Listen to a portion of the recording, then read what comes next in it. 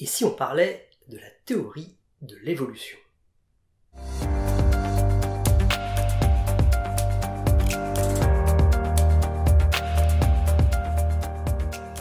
Au programme aujourd'hui, de quoi saisir la taille vertigineuse de l'arbre du vivant, les aspects les plus souvent mal compris de la théorie de l'évolution, quelques-unes de ses curiosités, et même de magnifiques simulations informatiques reproduisant l'émergence spontanée de formes de vie complexes.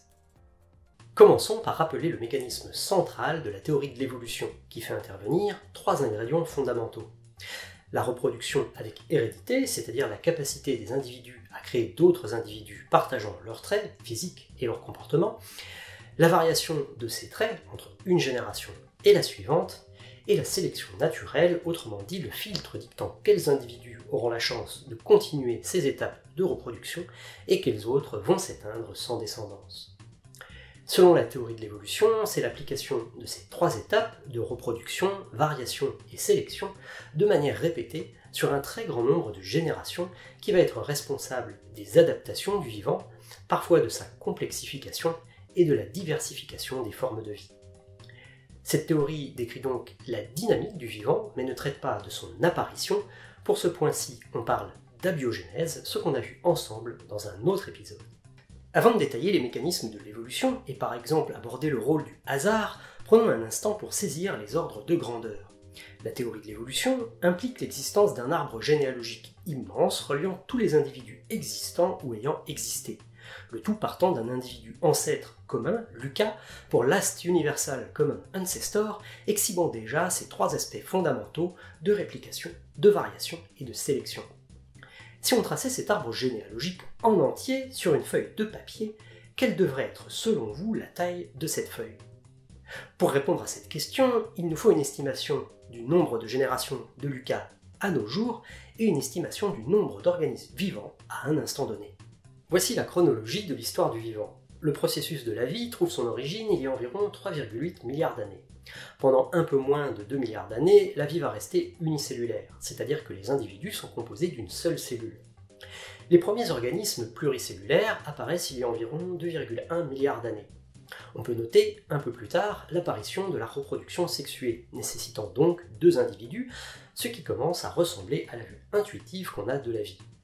Il y a 500 millions d'années, c'est l'explosion du Cambrien, un moment où on a constaté une très rapide et très importante diversification du vivant. On parle d'une augmentation des types différents de formes de vie, pas nécessairement d'une augmentation du nombre d'individus. Pour avoir une estimation du nombre d'organismes vivants à un instant donné, on peut commencer par regarder ce qu'on sait de la biomasse à notre époque, c'est-à-dire de la masse totale des individus des différentes espèces. Voici la biomasse humaine, assez insignifiante à côté de celle des arthropodes, c'est-à-dire le groupe incluant, entre autres, les insectes et les crustacés. Voici celle des poissons, celle des mollusques, incluant les coquillages, et celle des annelides, c'est-à-dire les vers présentant des segments. Voici les animaux d'élevage, les nématodes, un autre type de vers, et enfin les mammifères sauvages et les oiseaux sauvages. Tout ce qu'on vient de voir jusqu'à présent, ce sont ces 2 gros cubes gris, avec en haut notre biomasse humaine. Et comme vous pouvez le voir, tout ceci est insignifiant à côté de la biomasse des plantes, mais aussi de celle des bactéries, des champignons, des protistes et des archées, 2 types d'organismes unicellulaires. Pour tracer un arbre généalogique qui nous soit intuitif, on peut se restreindre à la partie animale de l'évolution, nos 2 gros cubes gris, dont on peut décider de placer les origines au moment où on a reproduction sexuée et organismes pluricellulaires, il y a un peu plus de 1 milliard d'années. Autrement dit, on se place sur une période qui couvre environ 1 milliard de générations, en prenant la modeste approximation d'une génération tous les ans. En nombre d'individus, une estimation basse de ce que représentent ces 2 gros cubes gris de la biomasse animale actuelle est de l'ordre du milliard de milliards d'individus. Ainsi, si sur une feuille de papier A4, vous placez 10 individus par ligne et 10 générations, il vous faudrait, pour représenter cette partie animale de l'arbre du vivant, une feuille faisant 3 fois la planète Terre de hauteur et 1 milliard de fois plus large qu'elle n'est haute. Et ça, c'était uniquement pour la petite partie animale, qui prend son temps d'une génération à la suivante, et dont le nombre d'individus est encore assez modeste.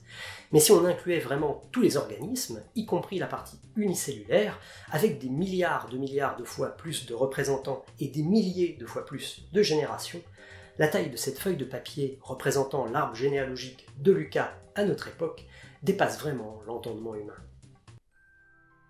Mais cet arbre généalogique existe bel et bien. On peut le visualiser d'une manière plus compacte en ne cherchant plus à représenter chaque individu, mais en représentant leur famille, leur espèce, et uniquement les branches les plus grosses. Sur ce diagramme, le temps qui passe part du centre et le cercle plus externe représente notre époque actuelle avec, selon les estimations, des millions d'espèces différentes. On peut y reconnaître les groupes les plus importants d'organismes comme les plantes, les arthropodes, les poissons, les amphibiens, les reptiles, les oiseaux et les mammifères, et on peut aussi y voir quelques événements majeurs, comme l'explosion du Cambrien, ici, durant laquelle l'arbre du vivant gagne rapidement beaucoup de branches, mais également la grande extinction des dinosaures, ici, qui se traduit par une tragique coupe de cheveux dans l'arbre des espèces. Vous pouvez constater, en cherchant en détail, que beaucoup des branches de cet arbre se sont révélées être des impasses pour le vivant. On estime que les espèces actuelles représentent bien moins de 1% des espèces ayant un jour existé sur Terre. Bien comprendre l'arbre du vivant, c'est le considérer au premier degré. Vous pouvez prendre un animal au hasard dans la nature, disons une grenouille, et une en particulier, remonter son arbre généalogique et avoir la certitude qu'à un moment donné, un de ses arrière-arrière-grands-parents sera également le vôtre. Entre vous et une grenouille, il faudrait remonter environ 100 millions de générations, il y a environ 350 millions d'années, et votre 100 millionième arrière-grand-père commun ressemblerait à ceci. Mais revenons aux mécanismes centraux dans l'évolution. Lorsqu'on entend variation, on pense souvent aux mutations ponctuelles de l'ADN causées par un agent extérieur comme des radiations. Mais c'est une infime partie de ce qui engendre de la variation. Lors de la réplication du matériel génétique, des machines complexes sont mises en œuvre et plusieurs types d'erreurs de copie peuvent advenir. Le remplacement d'un nucléotide par un autre, l'insertion ou l'oubli d'un nucléotide, mais ces machines peuvent dérailler à plus grande échelle, omettre ou dupliquer des segments complets d'ADN sur des centaines de bases et couvrant un ou plusieurs gènes. Enfin, la reproduction sexuée, c'est-à-dire le brassage des caractéristiques d'un individu avec les caractéristiques d'un autre, est aussi une source de variation, et cette fois-ci avec la certitude d'avoir lieu. Dans la théorie classique de l'évolution, cette étape de variation est totalement aléatoire, elle ne vise absolument rien de particulier, et peut produire des traits plus adaptés, tout comme elle peut faire l'inverse. En revanche, l'évolution dans son intégralité n'est pas du tout un processus aléatoire, car l'étape de sélection est précisément l'opposé d'une étape aléatoire. Ce n'est pas n'importe quel individu qui aura le droit d'avoir une descendance, ils seront durement jugés par l'environnement au sens large au cours de leur vie. Ainsi, selon la théorie de l'évolution, c'est la combinaison de petits pas aléatoires que sont les variations et du filtre non aléatoire qu'est la sélection naturelle, le tout répété un très grand nombre de fois, qui est responsable de l'acquisition d'adaptations. On parle ici d'un processus d'optimisation progressif des formes de vie, ce qui inclut l'adaptation des morphologies, mais aussi l'adaptation des comportements. Car comme dirait Homo fabulus, avoir une bouche, c'est très bien, mais si vous n'avez pas aussi le programme cognitif qui vous dit comment l'utiliser, son intérêt est très limité. Lorsqu'on entend évolution, on pense survie du plus apte. Mais le mot survie peut être trompeur. Prenons un exemple. Imaginons deux oiseaux, dont un avec un bec légèrement plus adapté pour se nourrir. C'est-à-dire qu'il fait la même chose, mais un tout petit peu plus vite. Pourquoi l'évolution favoriserait-elle le trait le plus adapté et ferait disparaître l'autre ? Alors vous vous dites sans doute qu'il arrivera que l'individu avec le moins bon bec meurt de faim, ou s'expose davantage aux prédateurs. Mais d'une part, même sans prédateurs, l'évolution peut généraliser à la population le meilleur trait, et d'autre part, on sent bien que l'oiseau qui a un bec légèrement moins bon ne va pas mourir de faim non plus.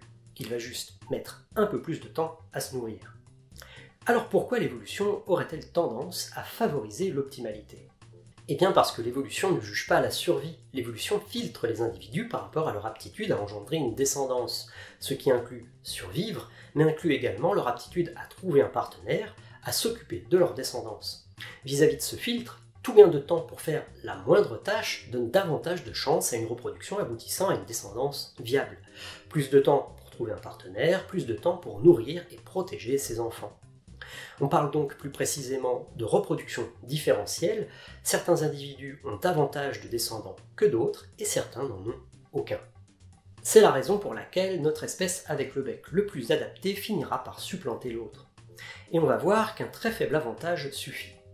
Imaginons que le bon bec représente un gain de temps donnant juste 1% de plus de chances de faire un enfant. C'est-à-dire que quand 100 individus B font 100 enfants, 100 individus A en feront 101.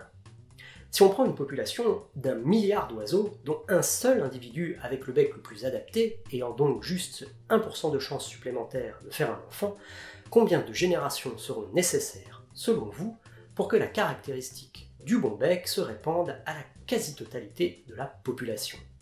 Alors évidemment, il ne faut pas de malchance au début, lorsque les individus avec le nouveau trait sont encore peu nombreux. Mais une fois le processus démarré, un avantage évolutif pourtant aussi faible se répandra à la quasi-totalité de la population en seulement 2400 générations. Car c'est un processus exponentiel. Je vous invite à mettre cela en parallèle avec les ordres de grandeur de l'arbre du vivant qu'on a vu dans l'introduction, dans lequel les générations se comptent en milliards. On peut donc voir l'évolution comme un processus particulièrement efficace pour tendre vers une forme d'optimalité. L'application répétée de la réplication, de la variation et de la sélection est sensible, comme on vient de le voir, même aux avantages évolutifs les plus faibles. Et rien n'empêche de reproduire le déroulement de l'évolution dans des environnements virtuels, et depuis le début des années 90, on ne s'en prive pas. Toutes ces simulations ont en commun que les organismes virtuels qui se forment le font spontanément, sans que les programmeurs n'en dictent le design, simplement comme conséquence de modifications aléatoires successives, de sélection automatique selon un certain critère jouant le rôle de l'environnement, et de répétition du processus. On va regarder ensemble l'une des simulations les plus fascinantes que j'ai pu découvrir. Cette simulation d'évolution se passe dans un monde à 2 dimensions, avec un sol et une gravité simulée. Les animaux virtuels sont composés de cellules. Chaque animal dispose de son propre code génétique, et ce code génétique est partagé entre chacune de ces cellules, comme c'est le cas pour nous. Du point de vue d'une cellule, ce code génétique décrit 2 choses. Ce qu'elle doit faire pendant la phase de développement en fonction des cellules qui sont autour d'elle, comme par exemple déclencher une division, envoyer des signaux à ses voisines ou se suicider. Ce qu'elle doit faire pendant la phase de vie, toujours en fonction uniquement des cellules de son voisinage. C'est une phase où la cellule se comporte comme un muscle et peut se contracter ou se dilater. La simulation d'évolution se déroule ainsi. On part d'une population de génomes aléatoires. Pour chacun, on en simule le développement en partant d'une seule cellule, puis on simule la vie de la forme virtuelle ainsi créée. Les individus sont ensuite jugés selon la distance qu'ils ont parcourue. On garde les individus les plus adaptés pour la génération suivante, ils ont gardé le droit de se reproduire, et les plus inadaptés disparaissent. On passe à l'étape de variation où leur génome subit de petites modifications totalement aléatoires. Et on recommence la boucle de l'évolution, simulation de leur développement, de leur vie, sélection, reproduction et variation aléatoire. Et voici ce qu'on obtient après seulement quelques milliers de générations. Des sortes de kangourous qui se déplacent avec des bonds et une seule patte, des bipèdes avec une efficacité assez redoutable, et d'autres modes de déplacement plus ou moins hybrides utilisant souvent une queue. N'oubliez pas que nulle part dans ce programme ne sont codées les notions de queue, de jambes, ni même de démarche. Tout a été réinventé par l'évolution simulée, par simple répétition des étapes de variation purement aléatoire et de sélection. Et si vous souhaitez voir à quoi ressemble la phase de développement, en voici 2 exemples. Chaque individu est initialement une seule cellule, qui va suivre ce que lui dicte son génome virtuel, et les cellules nouvellement créées font de même pour aboutir à la forme développée de l'animal. C'est très proche de ce qu'on a vu dans l'épisode de l'ADN au corps complet, que je vous encourage à aller consulter pour voir comment le développement animal réel est encodé dans un génome. Une fois le développement terminé, on rentre, comme on l'a vu, dans une phase motrice où le génome virtuel dicte comment chaque cellule se contracte ou se dilate. Une petite adaptation de la simulation permet de faire la même chose dans un environnement aquatique. Pour des formes et des modes de locomotion obtenus par simulation sans aucun comportement préétabli, vous noterez la similarité bluffante avec des formes de vie aquatiques réelles. Il est même possible de simuler une évolution où on impose 2 phases de développement avec le même génome. Des créatures à la fois jugées sur leur performance aquatique, à leur stade de larve, puis sur leur performance terrestre, à leur stade adulte.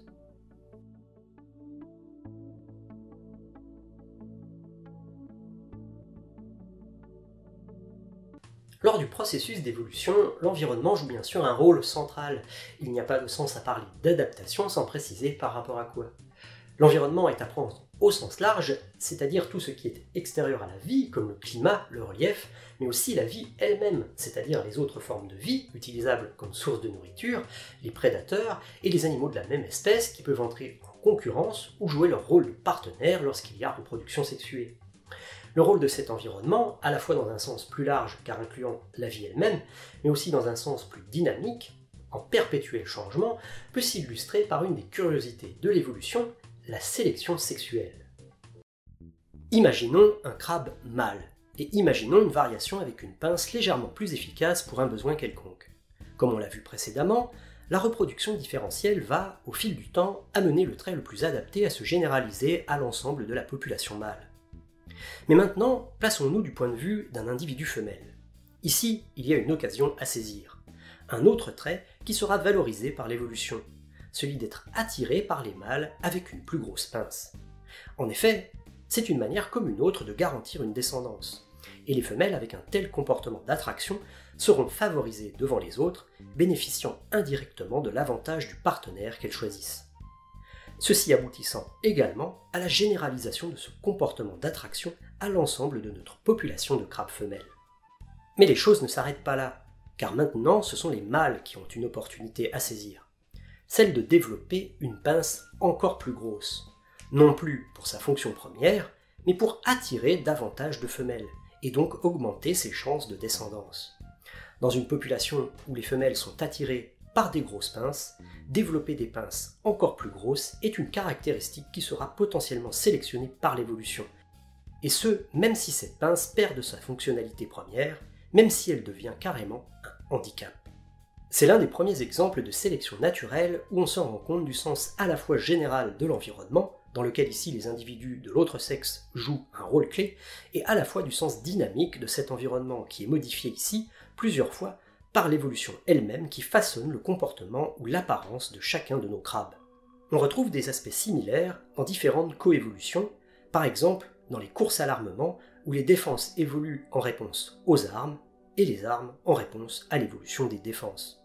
Ou à l'inverse dans les formes de coopération avec par exemple ici une fleur et son insecte pollinisateur.